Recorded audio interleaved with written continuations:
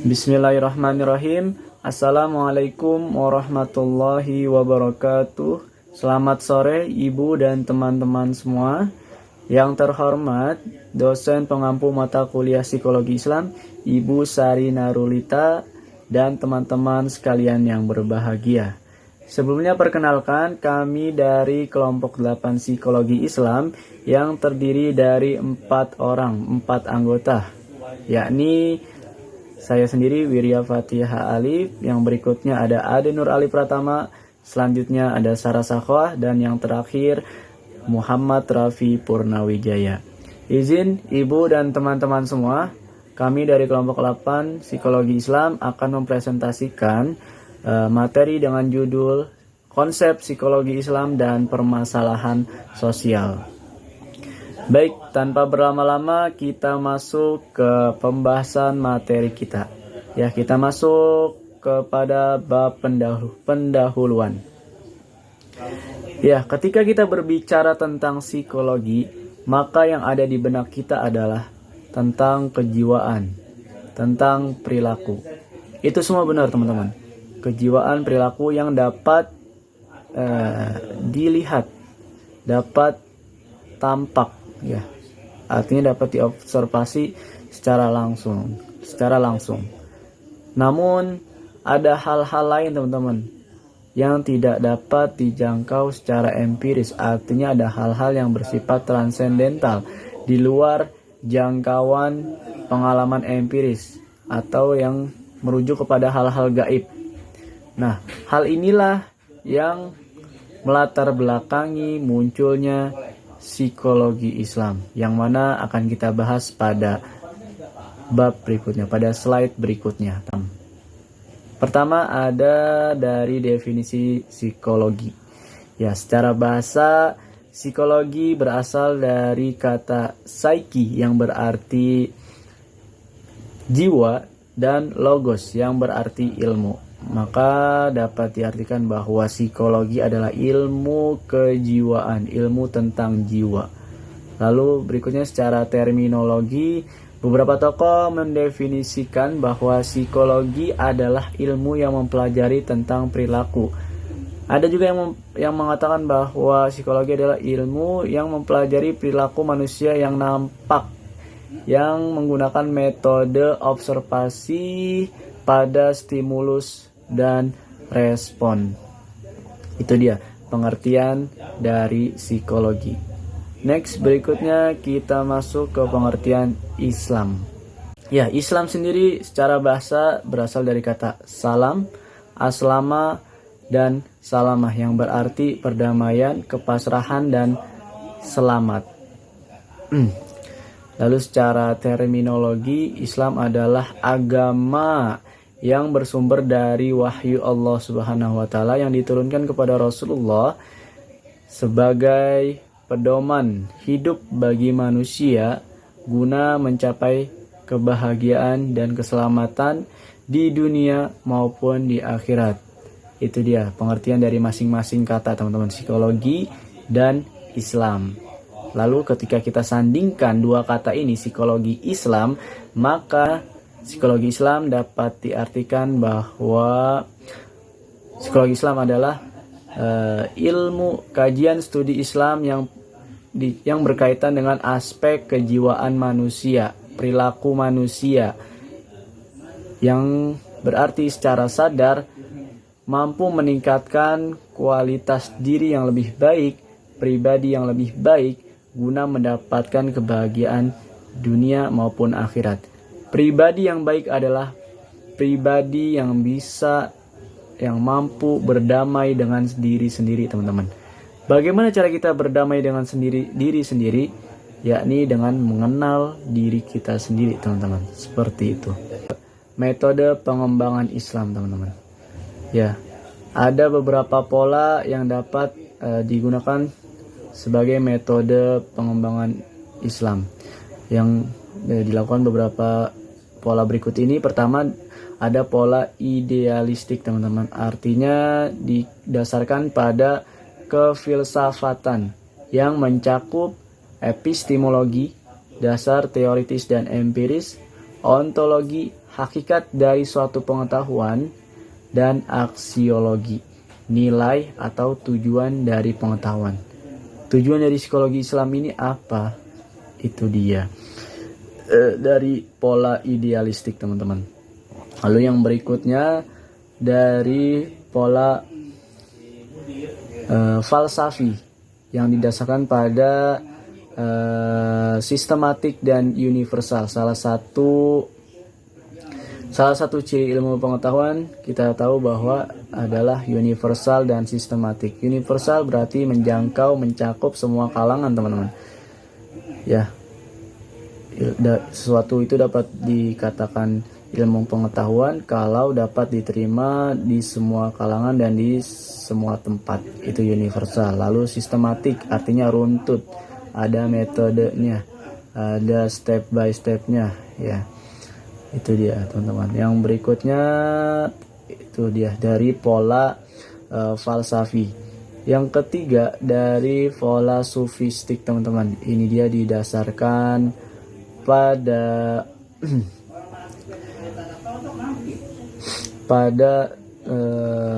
tasawuf, teman-teman, yang mana ulama-ulama pada masa dahulu sering melakukan tasawuf untuk mendekatkan diri kepada Allah. Maka jika dilihat ini masih berkaitan dengan psikologi gitu ya, yang mana psikologi adalah melihat kejiwaan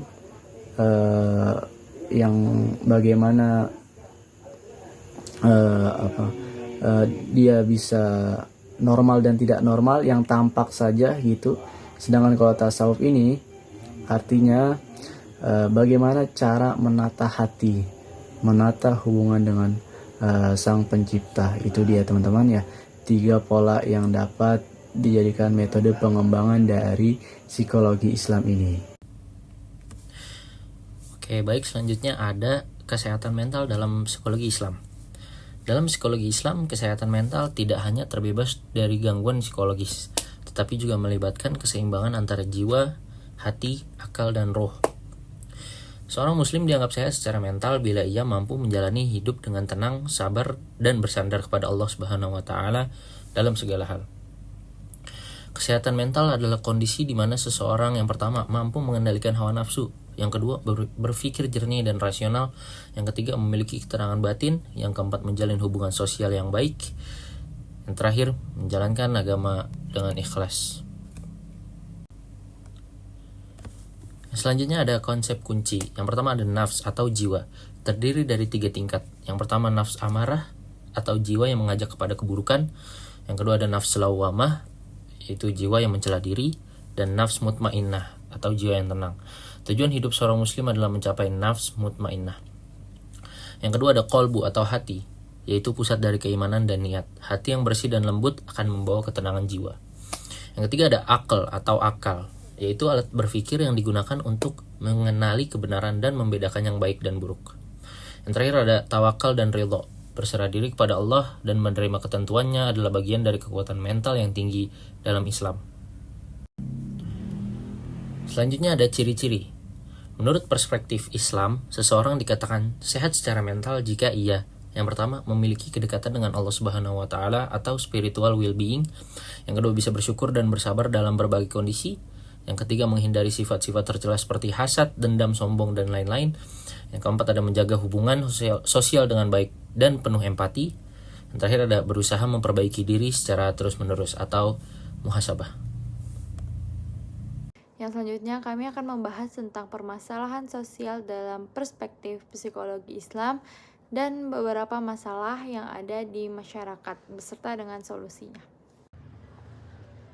Permasalahan sosial dalam perspektif psikologi Islam bukan hanya sebagai fenomena sosial ataupun fenomena psikologis semata, melainkan sebagai bagian dari masalah spiritual dan moral yang menyangkut hubungan manusia dengan Allah atau hablum minallah, hubungan manusia dengan manusia atau hablum minannas, dan hubungan dengan diri sendiri. Yang selanjutnya kami akan menjelaskan tentang beberapa permasalahan sosial dan bagaimana psikologi Islam menanggapinya. Yang pertama yaitu permasalahan kemiskinan dan kesenjangan sosial. Kemiskinan tidak hanya berdampak pada fisik tetapi juga berdampak pada psikologis, karena kemiskinan ini menimbulkan perasaan rendah diri, kecemasan, dan putus asa. Psikologi Islam menganggap bahwa setiap manusia memiliki kehormatan atau karomah insaniyah dan potensi untuk berkembang. Oleh karena itu, kemiskinan harus ditangani dengan pendekatan baik material maupun spiritual. Yang kedua yaitu penyimpangan moral. Penyimpangan moral itu contohnya seperti seks bebas, narkoba, atau kriminalitas. Nah, perilaku penyimpangan ini seringkali disebabkan oleh diri yang tidak sanggup menahan hawa nafsu. Terus kemudian dia juga hubungannya jauh dengan Allah. Sehingga psikologi Islam mengajarkan bahwa manusia itu punya nafsu amarah yang harus dikendalikan dengan zikir, sholat, dan takwa. Yang ketiga yaitu krisis identitas dan kecemasan sosial. Krisis identitas ini terjadi ketika seseorang itu kehilangan tujuan hidup. Jadi harus diketahui bahwasanya kita ini hidup di sini untuk beribadah kepada Allah, seperti dalam surat Az-Zariyat ayat 56.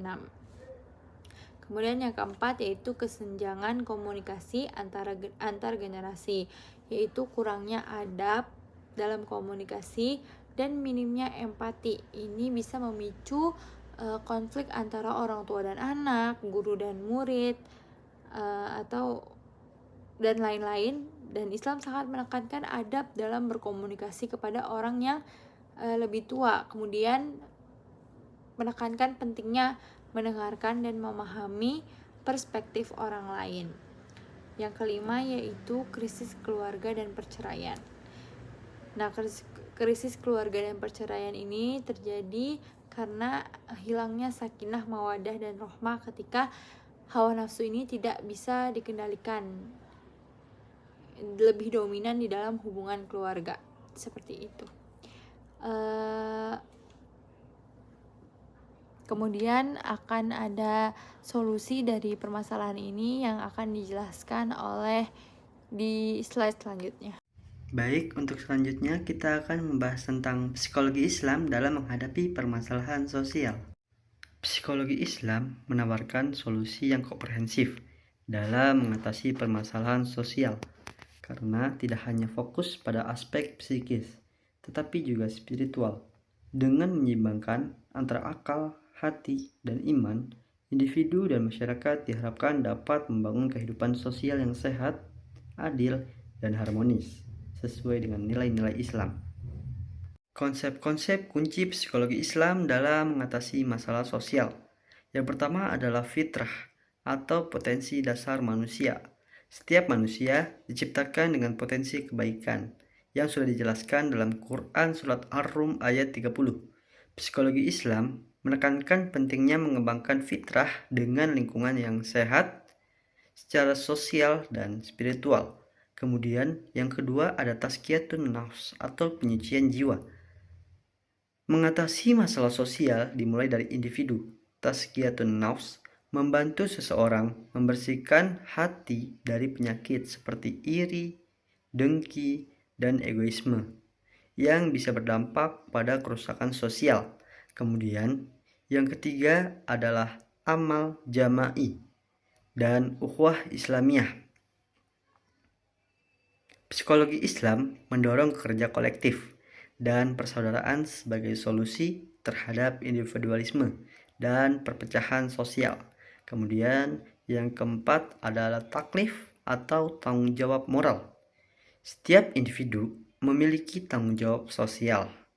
Ini membentuk kesadaran untuk aktif dalam memperbaiki kondisi masyarakat, bukan hanya menyalahkan. Solusi menghadapi permasalahan sosial. Permasalahan yang pertama adalah kemiskinan dan kesenjangan sosial. Solusi yang pertama adalah zakat, infak, dan sedekah. Instrumen keuangan dalam Islam bukan hanya ibadah, tetapi juga sistem sosial. Zakat adalah kewajiban atas harta yang dimaksudkan untuk mendistribusikan kekayaan secara adil dan mengangkat martabat kaum fakir miskin. Sedangkan infak dan sedekah bersifat sukarela, tetapi sangat dianjurkan untuk menumbuhkan empati sosial dan solidaritas. Kemudian solusi yang kedua adalah sistem ekonomi Islam. Menolak riba, mendorong keadilan dalam transaksi, dan mendukung usaha produktif melalui pembiayaan syariah. Sistem ini memberi peluang bagi masyarakat miskin untuk berkembang secara mandiri. Kemudian solusi yang ketiga adalah kesadaran spiritual. Islam mendorong orang miskin untuk tidak merasa rendah diri dan yang kaya tidak merasa sombong. Ini menjaga keseimbangan psikologis dan sosial. Kemudian permasalahan yang kedua adalah penyimpangan moral. Solusi yang pertama adalah pendidikan akhlak sejak dini. Islam menekankan pentingnya membentuk karakter dan moral anak sejak kecil. Sudah dijelaskan dalam Quran surat Luqman ayat 13-19. Proses ini dilakukan melalui keteladanan, pendidikan tauhid, serta latihan pengendalian diri atau mujahadah an-nafs. Kemudian solusi yang selanjutnya adalah pembinaan spiritual. Aktivitas seperti sholat, zikir, puasa, dan membaca Al-Quran adalah terapi spiritual yang dapat menenangkan hati, memperkuat kontrol diri, dan menjauhkan dari maksiat. Kemudian solusi yang ketiga adalah lingkungan yang kondusif. Rasulullah Shallallahu Alaihi Wasallam bersabda, seseorang tergantung agama teman dekatnya. Hadis riwayat Abu Daud. Maka pembentukan lingkungan sosial yang positif seperti komunitas masjid, pesantren, atau majelis ilmu itu sangat berpengaruh. Kemudian, permasalahan yang ketiga adalah krisis identitas dan kecemasan sosial. Solusi yang pertama adalah pemahaman fitrah dan tujuan hidup. Fitrah manusia adalah mengenal dan menyembah Allah. Ketika ini diabaikan, muncul kehampaan batin. Pemahaman bahwa hidup adalah ujian dan ibadah memberi makna dan arah yang stabil dalam menghadapi tantangan. Kemudian solusi yang kedua adalah membangun makna hidup Islami. Melalui tadabbur Al-Quran dan sirah Nabi, seseorang dapat menemukan peran dirinya sebagai hamba dan khalifah Allah. Ini membangun harga diri dan keyakinan bahwa hidupnya bernilai. Kemudian solusi yang ketiga adalah aktivitas sosial Islami. Aktif dalam kegiatan sosial Islam seperti relawan atau komunitas dakwah membuat seseorang merasa dibutuhkan, dihargai, dan berarti. Ini menjadi terapi sosial yang memperkuat identitas. Kemudian, permasalahan yang keempat adalah kesenjangan komunikasi antar generasi. Solusi yang pertama adalah meneladani akhlak Rasulullah SAW. Nabi Muhammad SAW selalu mendengarkan lawan bicara dengan penuh perhatian, tidak memotong, dan memberikan respon yang santun. Ini menjadi model komunikasi lintas usia yang efektif. Kemudian solusi yang kedua adalah membangun komunikasi empatik. Islam mengajarkan pentingnya husnuzon atau berprasangka baik, sabar, dan memahami kondisi orang lain. Orang tua perlu memahami dunia digital anak, dan anak perlu menghargai pengalaman orang tua. Kemudian solusi yang ketiga adalah menghidupkan majelis keluarga. Menyediakan waktu khusus dalam keluarga untuk berdiskusi santai tanpa tekanan akan memperkuat hubungan emosional antar generasi dan memperkecil potensial konflik. Kemudian permasalahan yang kelima adalah krisis keluarga dan perceraian. Solusi yang pertama adalah pendidikan pranikah. Islam menekankan pentingnya memiliki pasangan yang baik, akhlaknya, dan menyiapkan mental secara tanggung jawab rumah tangga. Program bimbingan pernikah bisa menjadi bekal awal untuk menghadapi realitas pernikahan. Kemudian solusi yang kedua adalah pembagian peran yang jelas. Dalam Islam, peran suami istri bukan persaingan, tetapi kerjasama. Tanggung jawab masing-masing ditentukan dalam kerangka saling melengkapi, bukan saling menekan. Kemudian solusi yang ketiga adalah menghidupkan nilai sakinah, mawaddah, warahmah. Sakinah yang berarti ketenangan batin, dicapai dengan saling menerima dan saling memaafkan. Kemudian mawaddah yang artinya cinta, dipelihara dengan komunikasi dan kasih sayang. Sedangkan warahmah adalah kasih, diwujudkan dengan empati dan saling membantu dalam susah maupun senang. Baik, sekian presentasi dari kelompok kami. Kurang lebihnya mohon maaf. Wassalamualaikum warahmatullahi wabarakatuh.